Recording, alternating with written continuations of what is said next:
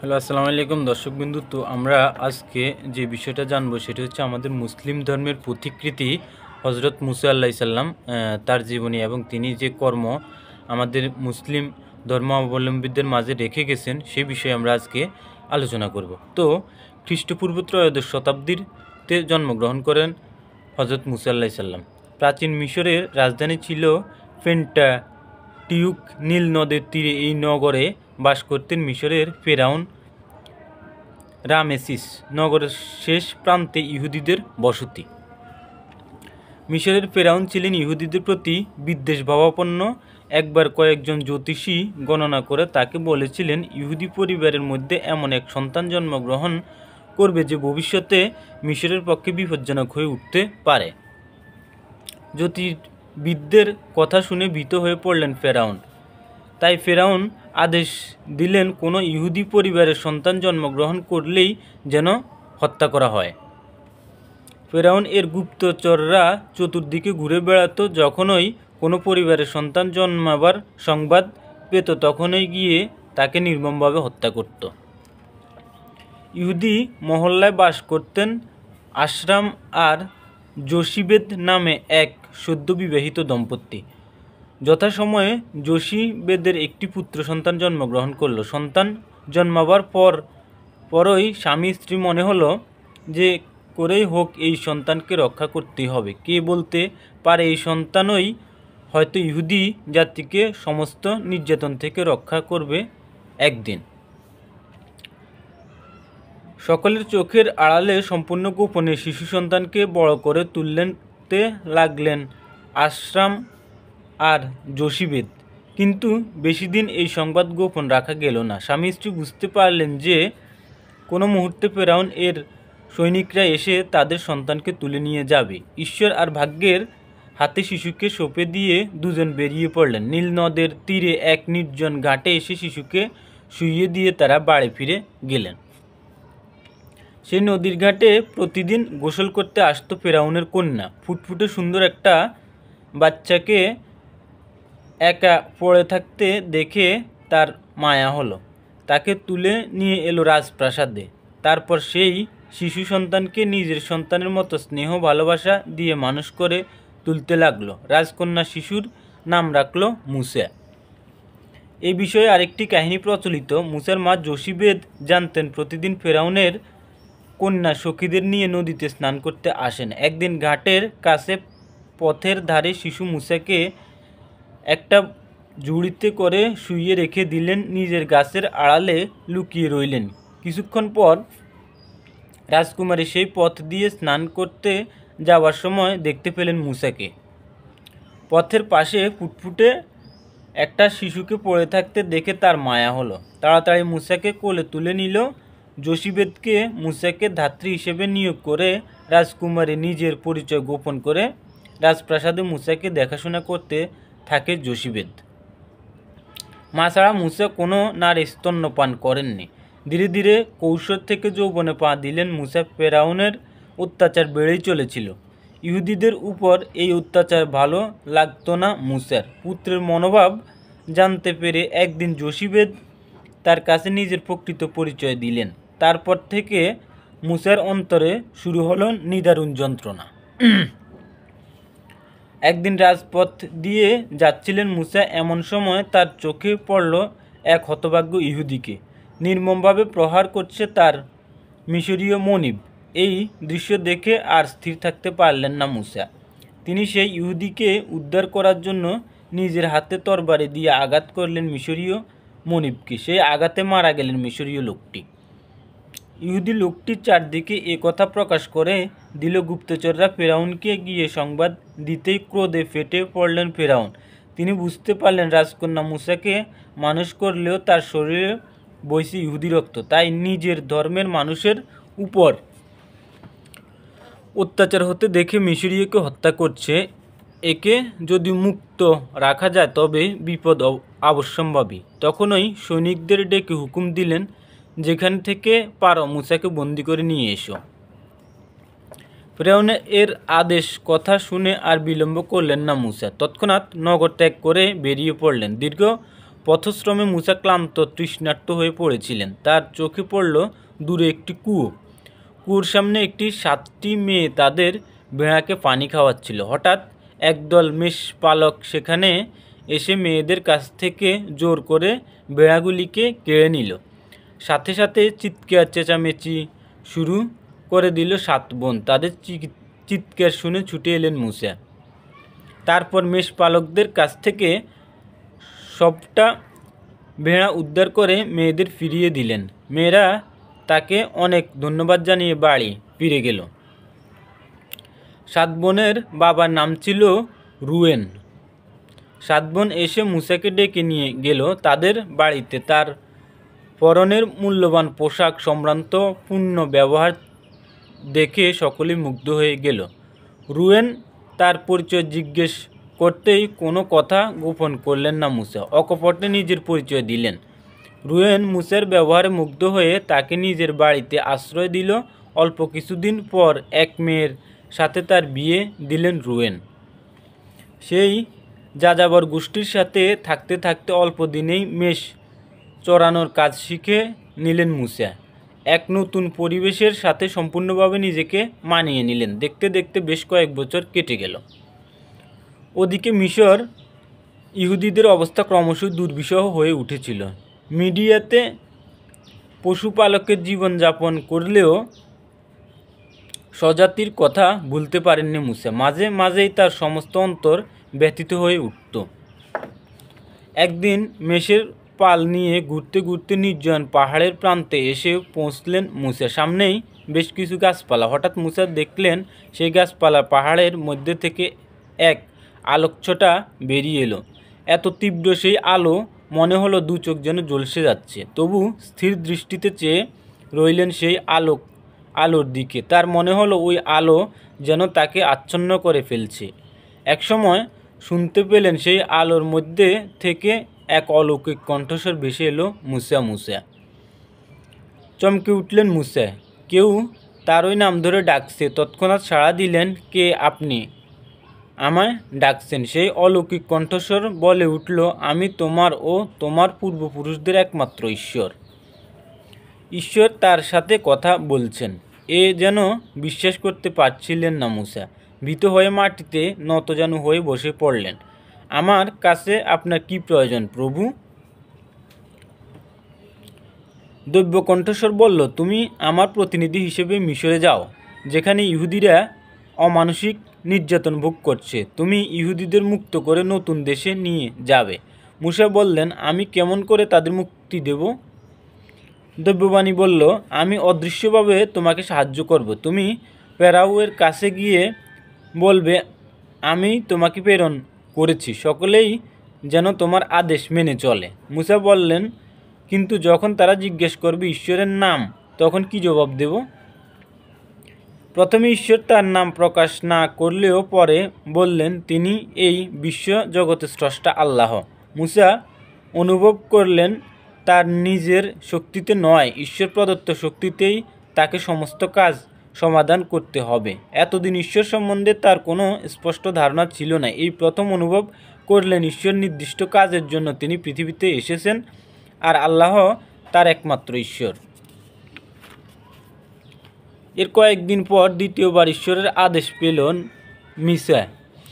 তিনি পুনরায় অভিভূত হলেন মুসার সামনে। তারপর বললেন, তোমার উপর আমি প্রসন্ন হয়েছি। একমাত্র তুমিই পারবে ইহুদি জাতিকে এই সংকট থেকে উদ্ধার করতে। আর বিলম্ব করো না, যত শীঘ্র সম্ভব রওনা হও মিশরে। অল্প কয়েকদিন পর স্ত্রী সন্তানদের কাছ থেকে বিদায় নিয়ে মিশরের পথে যাত্রা করলেন মুসা। যথাসময়ে মিশরে গিয়ে পৌঁছল মুসা। গিয়ে দেখলেন সত্যি সত্যি ইহুদিরা অবর্ণনীয় দুরবস্থার মধ্যে বাস করছে। মুসা প্রথমেই সাক্ষাৎ করলেন ইহুদিদের প্রধান নেতৃত্ব স্থানীয় ব্যক্তিদের সাথে। তাদের সকলকে বললেন ঈশ্বরের আদেশের কথা। মুসার আচার আচরণ, তার ব্যক্তিত্ব, আন্তরিক ব্যবহার, গভীর আত্মপ্রত্যয় দেখে সকলেই তাকে বিশ্বাস করল। মুসা বললেন, আমরা ফেরাউন এর কাছে গিয়ে দেশ ত্যাগ করবার অনুমতি প্রার্থনা করব। মুসা তার ভাই এবন ও কয়েকজন ইহুদি নেতাকে সাথে নিয়ে গিয়ে হাজির হলেন ফেরাউন এর দরবারে। মুসা জানতেন সরাসরি দেশ ত্যাগের অনুমতি চাইলে কখনোই ফেরাউন সেই অনুমতি দেবে না। তাই তিনি বললেন, সম্রাট আমাদের স্রষ্টা আদেশ দিয়েছেন সমস্ত ইহুদিকে মিডিয়ার মরুপ্রান্তরে এক পাহাড়ে গিয়ে প্রার্থনা করতে। আপনি যদি কয়েক দিনের জন্য সেখানে যাবার অনুমতি দেন। ফেরাউন মুসার অনুরোধ সাড়া দিলেন। ক্রুদ্ধ স্বরে বলে উঠলেন, তোমরা আল্লাহর আদেশ আমি মানি না। তোমার মিশর ত্যাগ করে কোথাও যেতে পারবে না। মুসা বললেন, আমরা যদি মরুভূমিতে গিয়ে প্রার্থনা না করি তবে তিনি আমাদের উপর ক্রুদ্ধ হবেন, হয়তো আমাদের সকলকেই ধ্বংস করে ফেলবেন। ব্যর্থ মনোরথ হয়ে ফিরে এলেন মুসা। কি করবেন কিছুই ভাবতে পারছিলেন না। শেষ নিরুপায় হয়ে আল্লাহর কাছে আকুল হয়ে প্রার্থনা করলেন। তার প্রার্থনা সাড়া দিলেন আল্লাহ। তিনি মুসাকে বললেন, তোমার ভাই এরেনকে বলো সে যেন নদী, জলাশয়, পুকুর, ঝর্ণায় গিয়ে তার জাদুদণ্ড স্পর্শ করে, তাহলেই দেখবে সমস্ত পানি রক্তে হয়ে গিয়েছে। আল্লাহর নির্দেশে এরেন মিশরের সমস্ত পানীয় জলকে রক্তে রূপান্তরিত করে ফেলল। ফেরাউ আদেশ দিলেন, মাটি খুঁড়ে পানি বার করো।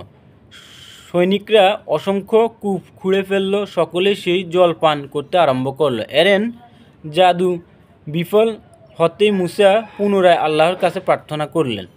এইবার মিশর জুড়ে ব্যাঙের মহামারী দেখা দিল। তার পচা গন্ধে লোকের প্রাণান্তর অবস্থা, কেউ আর ঘরে থাকতে পারে না। সকলে গিয়ে ফেরাউনের কাছে নালিশ জানালো। নিরুপায় হয়ে ফেরাউন ডেকে পাঠালেন মুসাকে। বললেন, তুমি ব্যাঙের মড়ক বন্ধ করো, আমি তোমাদের মরুভূমিতে গিয়ে প্রার্থনা করব, অনুমতি দেব। মুসার ইচ্ছায় ব্যাঙের মড়ক বন্ধ হলেও ফেরাও নানান অজুহাতে ইহুদিদের যাওয়ার অনুমতি দিলেন না। নিরুপায় হয়ে মুসা আবার আল্লাহর কাছে প্রার্থনা করলেন। ফেরাউনের আচরণে এইবার ভয়ঙ্কর ক্রুদ্ধ হয়ে উঠলেন আল্লাহ। সমস্ত মিশর জুড়ে শুরু হলো ঝড়, ঝঞ্ঝা, বৃষ্টি, মহামারী। তবুও ফেরাও অনুমতি দিতে চান না। এইবার আল্লাহর নির্মম অস্ত্র প্রয়োগ করলেন। হঠাৎ সমস্ত মিশরীয়দের প্রথম পুত্র সন্তান মারা পড়ল। দেশ জুড়ে শুরু হলো হাহাকার। সমস্ত মিশরীয়রা দলবদ্ধ গিয়ে ফেরাউনের কাছে দাবি জানালো, ইহুদিদের দেশ ছাড়বার অনুমতি দিন, না হলে আরও কি গুরুতর সর্বনাশ হবে কে জানে।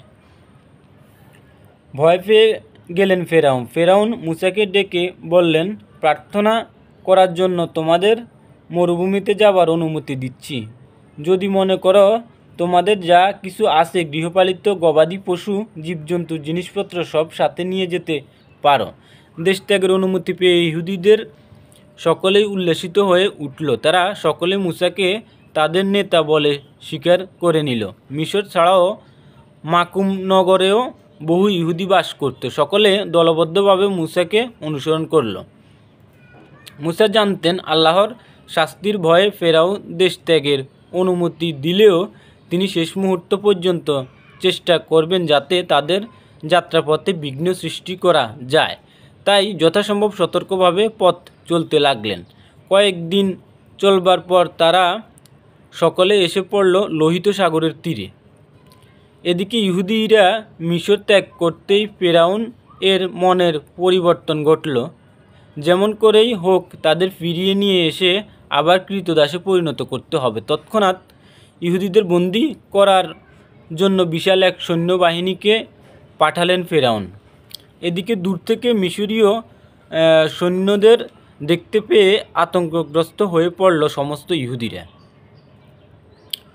সামান্যতম বিচলিত হলেন না মুসা। প্রার্থনায় বসলেন মুসা। প্রার্থনা শেষ হতেই দৈব্যবাণী হলো, মুসা তোমার হাতের দণ্ড তুলে সমুদ্রের মধ্যে দিয়ে যাবে, সমুদ্রের পানি তোমার স্পর্শ করবে না। মুসা তার হাতের দণ্ড তুলে সমুদ্রের সামনে এসে দাঁড়াতেই সমুদ্র দ্বিধা বিভক্ত হয়ে গেল। তার মধ্যে দিয়ে প্রসারিত হয়েছে প্রশান্ত পথ। সকলের আগে মুসা, তার পেছনে সমস্ত ইহুদি নারী পুরুষের দল সেই পথ ধরে এগিয়ে চলল। তার কিছু দূর যেতেই মিশর সৈন্যরা এসে পড়ল সমুদ্রের তীরে। ইহুদিদের সমুদ্রের মাঝখানে দিয়ে যেতে দেখে তারাও তাদের অনুসরণ করে সেই পথে ধরে এগিয়ে চলল। সমস্ত মিশরীয় বাহিনী সমুদ্রের মধ্যে নেমে আসতে আল্লাহর নির্দেশ শুনতে পেলেন, মুসা তোমার হাতের দণ্ড পেছনে ফিরে নামিয়ে দাও। মুসা তার হাতের দণ্ড নিচু করতেই সমুদ্রের জলরাশি এসে আশ্রয় পড়ল মিশরীয় সৈন্যদের উপর। মুহূর্তে বিশাল সৈন্যবাহিনী সমুদ্রের অতল গহ্বরে হারিয়ে গেল। ইহুদিরা নিরাপদে তীরে গিয়ে উঠল। মুসা সকলকে নিয়ে এগিয়ে চললেন। সামনে বিশাল মরুভূমি। সামান্য পথ অতিক্রম করতেই তাদের সঞ্চিত পানি খাবার পুড়িয়ে গেল। মরুভূমির বুকে কোথাও পানির চিহ্নমাত্র নেই। ক্রমশই সকলে তৃষ্ণার্ত ক্ষুধার্ত হয়ে পড়েছিল। অনেকে আর অগ্রসর হতে চাইছিলেন না। মুসা বিচলিত হয়ে পড়লেন।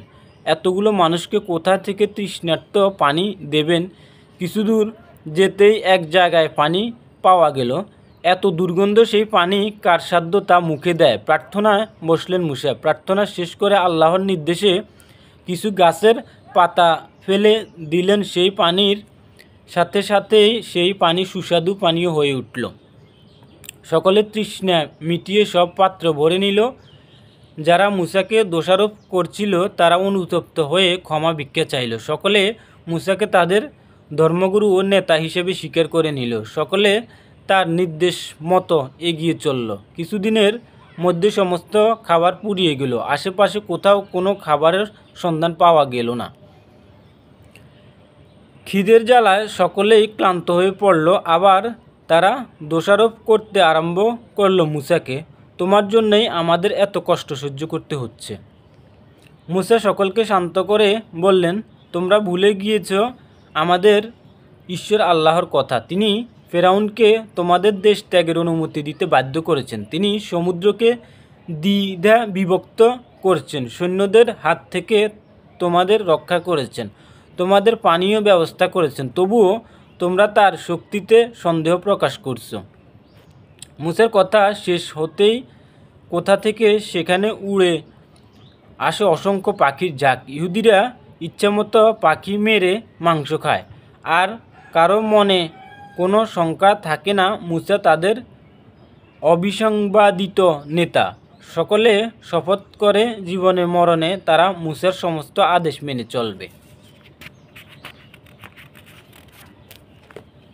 মুসা সমস্ত ইহুদিদের নিয়ে এলেন অ্যাফিডিম নামে এক নির্জন প্রান্তরে। চারদিকে ধুধু বালি, মাঝে মাঝে ছোট পাহাড়, কোথাও পানির কোনো উৎস নেই। মুসা আবার এগিয়ে চললেন। কিছু দূর গিয়ে একটা বড় পাহাড়ের সামনে এসে দাঁড়ালেন। আল্লাহর নির্দেশে একটা পাথর সরাতে বেরিয়ে এলো স্বচ্ছ পানির এক ঝর্ণাধারা। সেই পানি সকলের তৃষ্ণা মিটালো। মুসা যেখানে এসেছিলেন তার অদূরে প্যালেস্তাইনে তখন বাস করত আমালেক নামে এক উপজাতি সম্প্রদায়। নতুন একদল মানুষকে তাদের অঞ্চলে প্রবেশ করতে দেখে তারা যুদ্ধের জন্য প্রস্তুত হলো। অপরদিকে ইহুদিরা দীর্ঘ পথশ্রমে ক্লান্ত, পরিশ্রান্ত, অবসন্ন। সকলে মুসাকে বলল, এই যুদ্ধে আমাদের নিশ্চিত পরাজয় হবে, তুমি অন্য কোথাও আশ্রয় সন্ধান চলো। মুসা সকলকে সাহস দিয়ে তার দলের সমস্ত পুরুষদের একত্রিত করে যুদ্ধের জন্য প্রস্তুত হলেন। যুদ্ধ পরিচালনার ভার দেওয়া হলো যোশুয়া নামে এক সাহসী যুবককে। শুরু হলো তুমুল যুদ্ধ। মুসা নিজে যুদ্ধে যোগ দিলেন। আল্লাহর নির্দেশে পাহাড়ের উপর উঠে তার হাতের দণ্ড আকাশের দিকে তুলে ধরলেন। যুদ্ধের প্রথমে আমালেকরা ইহুদিদের বিপর্যস্ত করেছিল, কিন্তু মুসা তার দণ্ড ঊর্ধ্ব আকাশে তুলে ধরতেই যুদ্ধের গতি পরিবর্তন হলো। ইহুদিরা বীর বিক্রমে ঝাঁপিয়ে পড়ল আমালেকদের উপর। ইহুদিদের সেই প্রচণ্ড বিক্রম সহ্য করতে পারল না আমালেকরা। বিধ্বস্ত হয়ে তারা পালিয়ে গেল। ইহুদিরা নতুন উদ্যমে এগিয়ে চলল প্যালেস্তাইনের দিকে। পথে সিনাই পর্বত, এখানে পানি ও গাছপালার কোনো অভাব নেই দেখে মুসা সেখানেই সকলে তাঁবু খাটাবার নির্দেশ দিলেন। সেই সময় মুসার শ্বশুর জেথ্রো তার স্ত্রী, দুই পুত্র সঙ্গী সাথীদের নিয়ে সেই পথ ধরে যাচ্ছিল। কাছে আসতেই বুঝতে পারলেন এরা দেশত্যাগী ইহুদি জাতি। তার জামাইয়ের নেতৃত্বে এখানে বসতি স্থাপন করেছে। জেথ্রো ছিলেন উপজাতি সম্প্রদায়ের পুরোহিত। নানান দেবদেবীর পূজা করতেন তিনি। মুসাকে বললেন, তোমাদের আল্লাহর কথা শুনে উপলব্ধি করতে পেরেছি তিনি সকল দেবতার ঊর্ধ্বে, তিনি সমস্ত শক্তির উৎস। এতদিন আমি ভুল পথে চলেছি, যেসব দেবতাকে পূজা অর্চনা করেছি তারা কেউই আল্লাহর সমকক্ষ নয়। আমি তার ইবাদত করতে চাই। মুসা ইহুদিদের মধ্যে থেকে সৎ, ন্যায়বান, জ্ঞানী মানুষদের বিচারক হিসেবে নিযুক্ত করলেন। এই সময় মুসা একদিন গভীর রাতে আল্লাহর দৈববাণী শুনতে পেলেন, মুসা, আমি আমার এক দূতকে তোমাদের কাছে পাঠাবো। তোমরা সকলে তাকে অনুসরণ করবে। যে পথে তোমরা যাবে সেই পথে নানান বাধা আসবে। শত্রুরা তোমাদের পথে বিঘ্ন সৃষ্টি করবে, কিন্তু আমার আশীর্বাদে তোমাদের কোনো ক্ষতি হবে না। তুমি বীর দর্পে এগিয়ে যাবে। পথে অন্য কোনো দেবতার মূর্তি, বিগ্রহ, মন্দির দেখলেই তা ধ্বংস করবে। আর সর্বত্র আমার উপদেশ প্রচার করবে। যারা মূর্তি পূজা করবে তারা আমার শত্রু, তুমি তাদের ধ্বংস করবে। পরদিন মুসা ইহুদিদের সকলকে ডেকে বললেন, তোমরা সকলে আগামী 2 দিন শুদ্ধ পবিত্রভাবে থাকবে। তৃতীয় দিন দেবদূতের আবির্ভাব হবে, তখন আমরা তাকে অনুসরণ করব। 2 দিন কেটে গেল। তৃতীয় দিন ভোর থেকেই ঘন মেঘে আকাশ ছেয়ে গেল। তারই সাথে ঘন বিদ্যুতের চমক, বজ্রের নির্ঘোষ। হঠাৎ ঘন মেঘপুঞ্জের মধ্যে থেকে বেরিয়ে এলো এক তীব্র আলোকছটা, আর আলো সব অন্ধকার কেটে গেল। দেখা গেল এক টুকরো ভাসমান মেঘ আকাশ থেকে নেমে এলো সিনাই পর্বতের মাথায়। এক মেঘ থেকে সাদা ধোঁয়ার কুণ্ডুলি বার হয়ে পাহাড়ের সমস্ত চূড়াকে আচ্ছন্ন করে ফেলল। এমন সময় সেই মেঘপুঞ্জ থেকে অলৌকিক কণ্ঠস্বর ভেসে এলো, মুসা, তুমি পাহাড়ের চূড়ায় উঠে এসো। পাহাড়ের চূড়ায় উঠতেই মুসা শুনতে পেলেন আল্লাহর কণ্ঠস্বর, হে আমার প্রিয় ভক্ত, আমি তোমার মাধ্যমে সমস্ত ইহুদিদের 10টি নিয়ম জানাতে চাই। শুধুমাত্র আমাকে মানলেই চলবে না, এই 10টি নিয়ম তোমাদের সকলকে মেনে চলতে হবে।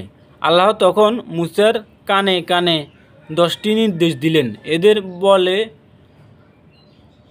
10 কমান্ডমেন্টস, অর্থাৎ 10 কমান্ডমেন্টস আর কি। মুসাকে আরও কিছু নির্দেশ দিয়ে আল্লাহর সাদৃশ্য কণ্ঠস্বর বাতাসে মিলিয়ে গেল। ঝরে গেল সেই আলোক, রোশনি, মেঘপুঞ্জ, সব কিছু স্বাভাবিক হয়ে এলো। নিয়ম 10টি নিম্নরূপ। 1. আল্লাহ ছাড়া অন্য কোনো ঈশ্বর নেই। তোমরা আল্লাহ ছাড়া অপর কোনো দেবতার ইবাদত করবে না। 2. আল্লাহকে শুধুমাত্র উপাস্য হিসেবে মান্য করলেই হবে না, তার প্রতিটি নির্দেশ আদেশ মেনে চলতে হবে। 3. সপ্তাহের 6 দিন কাজ করবে, 7ম দিন কোনো কাজ করবে না। এই দিন সবাত বা পবিত্র বিশ্রামের দিন। 4. পিতামাতাকে ভক্তি করবে, শ্রদ্ধা করবে, তাদের প্রতি পালনীয় কর্তব্য অবশ্যই পালন করবে। 5. কোনো মানুষকে হত্যা করো না। 6. কোনো নারী বা পুরুষ কখনোই ব্যভিচার করবে না। 7. অপরের দ্রব্য অপহরণ করবে না। 8. মিথ্যা সাক্ষ্য দেবে না। 9. অন্য জিনিসের প্রতি কোনো লোভ করবে না বা যাতে অন্যের অধিকার আছে তা গ্রহণ করবে না। 10. উপাসনাস্থল বেদি নির্মাণ করে পশু বলি দিবে না। পাথর স্থাপন করা হলো পাহাড়ের গায়ে, যাতে ইহুদিদের ভবিষ্যৎ বংশধররা জানতে পারে ঈশ্বরের আদেশের কথা। এইবার মুসা ঈশ্বরের ধ্যান করার জন্য পাহাড়ের চূড়ায় উঠে গেলেন। দীর্ঘ 40 দিন ধরে গভীর সাধনায় মগ্ন হয়ে রইলেন মুসা। এদিকে মুসা অনুপস্থিতিতে সকলেই নিশ্চিন্ত হয়ে পড়ল। সকলে এসে ধরল মুসার ভাই হারুনকে। সে ভুলে গেল 10 কমান্ডমেন্টস এর নির্দেশ। সে একটি সোনার বাছুর তৈরি করে বলল, এই বাছুরটিকেই আল্লাহর প্রতীক বলে পূজা করো, তারপর একে বলি দিয়ে পূজা শেষ করব। সকলে বাছুর পূজার আনন্দে মেতে উঠল। ইহুদিদের এই মূর্তি পূজা দেখে ক্রুদ্ধ হয়ে উঠল আল্লাহ। তিনি মুসাকে বললেন, ওদের এই গর্হিত কাজের জন্য আমি সকলকে ধ্বংস করব, সৃষ্টি করব নতুন এক জাতি। মুসা বুঝতে পারলেন আল্লাহ ইহুদিদের অন্যায় আচরণে ক্রুদ্ধ হয়ে উঠেছেন। তিনি নতজানু হয়ে বসে বললেন, হে প্রভু, তুমি তোমার সন্তানদের এই অপরাধ মার্জনা করো। মুসার কথায় শান্ত হলেন আল্লাহ। তিনি তার উপদেশ নির্দেশ লেখা আরও 2টি পাথর দিলেন। মুসা সেই পাথর 2টি নিয়ে পাহাড় থেকে নিচে নামতেই দেখতে পেলেন সোনার বাছুরের মূর্তিকে ঘিরে ইহুদিরা আনন্দ উৎসবে মেতে উঠেছে। ইহুদিদের এই অসংযমী ধর্মবিরুদ্ধ আচরণে ক্রুদ্ধ হয়ে উঠলেন মুসা। তাই তিনি ক্রুদ্ধ স্বরে গর্জন করে উঠলেন, তোমরা এই নাচ ও পূজা উৎসব বন্ধ করো। ইহুদিরা কোনোদিন মুসার এই ক্রুদ্ধ মূর্তি দেখেনি। তারা ভীত স্বতন্ত্র হয়ে পড়ল। মুসা বললেন, তোমরা যারা আল্লাহর নির্দেশ মান্য করে আমার সঙ্গী হতে চাও তারা আমার ডান দিকে এসে দাঁড়াও, আর যারা আল্লাহর নির্দেশ পথ অনুসরণ করতে না চাও তারা সকলে বাঁ দিকে যাও। ইহুদিরা সকলেই মুসার ডান দিকে এসে দাঁড়ালো। মুসা গম্ভীর কণ্ঠে বলল, তোমরা যে অন্যায় করেছো তার প্রায়শ্চিত্ত করতে হবে। মুসা বললেন, প্রত্যেক পরিবারের একজন তরবারি নিয়ে এগিয়ে এসো। সকলে তরবারি নিয়ে আসতেই মুসা বললেন, এই তরবারি দিয়ে তোমাদের যে কোনো একজন ভাই, বন্ধু কিংবা প্রিয়জনকে হত্যা করো। এ আমার নির্দেশ নয়, আল্লাহর আদেশ। সকলেই নতমস্তকে সে আদেশ মেনে নিল। মুসা আর ইহুদিদের সাথে একত্রে বাস করতে না, তিনি আলাদা তাঁবুতে থাকতেন। দিনরাত আল্লাহর ধ্যানেই মগ্ন হয়ে থাকতেন। মাঝে শুধু আল্লাহর নির্দেশগুলি প্রচার করতেন। 10টি অনুশাসন ছাড়াও এগুলি ছিল স্বতন্ত্র নির্দেশ। 1. বিদেশিদের স্বজাতির মানুষদের মতোই ভালোবাসবে। 2. কেনা বেচার সময় ব্যবসায়ীরা যেন ওজনের কারচুপি না করে সঠিক দাম নেয়। 3. অন্যের স্ত্রীর সঙ্গে অবৈধ সম্পর্ক করা চলবে না। 4. মূর্তি পূজা, জাদুবিদ্যা সম্পূর্ণভাবে নিষিদ্ধ। আল্লাহর নির্দেশ সকলে প্যালেস্টাইনের যাত্রার জন্যে প্রস্তুত হলো। 3 দিন চলবার পর তারা এসে পাহাড় কেনান নগরের প্রান্তে। এখানে শিবির স্থাপন করা হলো। মুসা ইহুদিদের মধ্যে থেকে 12 জন অভিজ্ঞ মানুষকে পাঠালেন প্যালেস্টাইনে। তারা দেশের বিভিন্ন প্রান্ত পরিদর্শন করে এসে জানালো প্যালেস্টাইনের দক্ষিণ দিকটাই সবচেয়ে সমৃদ্ধ অঞ্চল। মুসা বললেন, আমরা প্যালেস্টাইনের দক্ষিণেই বসতি স্থাপন করব। তোমরা সকলে এগিয়ে চলো। প্যালেস্টাইনের সীমান্ত প্রদেশে তখন বাস করত আমালিকিত ও কানানিত নামে 2টি উপজাতি। এই 2 উপজাতি বহুবিধ ধরে প্যালেস্টাইনে বাস করছিল। 2 উপজাতির মানুষেরা একসঙ্গে ইহুদিদের উপর ঝাঁপিয়ে পড়ল। অচমক এই আক্রমণের জন্য প্রস্তুত ছিল না ইহুদিরা। তারা আত্মরক্ষার জন্য পালিয়ে গেল হন্না নামে এক নির্জন প্রান্তরে। মুসা বুঝতে পারলেন প্যালেস্টাইনে প্রবেশ করতে গেলে অন্য পথ দিয়ে প্রবেশ করতে হবে। তারা এসে পড়লেন কেনানিতে রাজ্যের প্রান্তরে। অপরিচিত ইহুদিদের দেখেই কেনানিতে রাজ্যে তাদের আক্রমণ করলেন। এইবার আগে থেকেই প্রস্তুত ছিল ইহুদিরা। মুসার বুদ্ধি কৌশলে তারা পরাজিত হলো। অবশেষে তারা এসে পড়লেন জর্দান নদীর তীরে। নদীর ওপারে মেয়ারের রাজ্য। সে রাজ্য পার হলেই প্যালেস্টাইন। জর্দানের তীরে এক উঁচু পাহাড়ের উপর উঠলেই দেখা যায় প্যালেস্টাইনের সবুজ প্রান্তর। এদিকে মুসা উৎকণ্ঠিত হয়ে উঠেছিল প্যালেস্টাইনের মাটিতে পা দেবার জন্য। এমন সময় আল্লাহর দৈববাণী শুনতে পেলেন, হে আমার প্রিয় ভক্ত, তোমরা পৃথিবী ছাড়বার সময় হয়েছে, তুমি প্রস্তুত হও। পরদিন সমস্ত ইহুদিদের ডেকে আল্লাহ আদেশের কথা বললেন। সকলের সামনে সমস্ত দায়িত্বভার ত্যাগ করে যোশুয়ার উপর অর্পণ করলেন।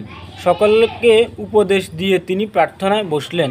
বুঝতে পারলেন তার সময় শেষ হয়েছে। দীর্ঘ 120 বছর ধরে পৃথিবীর কত কিছুই তো প্রত্যক্ষ করলেন। গত 40 বছর মেষ পালক যেমন তার মেষের চালককে চালিয়ে নিয়ে বেড়ায়, তিনি তেমনি সমগ্র ইহুদি জাতিকে মিশর থেকে নিয়ে এসেছেন প্যালেস্টাইনের প্রান্তরে। জীবনে কোনোদিন সুখভোগ করেননি, বিলাসিতা করেননি, ধর্মের পথে সৎ সরল জীবনযাপন করেছেন। প্রতি মুহূর্তে নিপীড়িত ইহুদি জাতির প্রতি নিজের অন্তরে আকুণ্ঠ ভালোবাসা প্রকাশ করেছেন। তাদের নানান বিপদ থেকে রক্ষা করেছেন।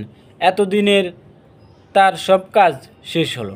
তো বন্ধুরা, আমরা আজকে জানলাম যে ইহুদি জাতিকে আমাদের হযরত মুসা আলাইহিস সালাম কীভাবে পৃথিবীতে প্রতিষ্ঠিত করেছিল ফেরাউন থেকে। তো সেই ইহুদি জাতি এখন আমাদের ইসরায়েলে অবস্থিত আছে। ইসরায়েল থেকে এখন প্যালেস্টাইনের জনগণের উপরে অস্ত্র চালাচ্ছে।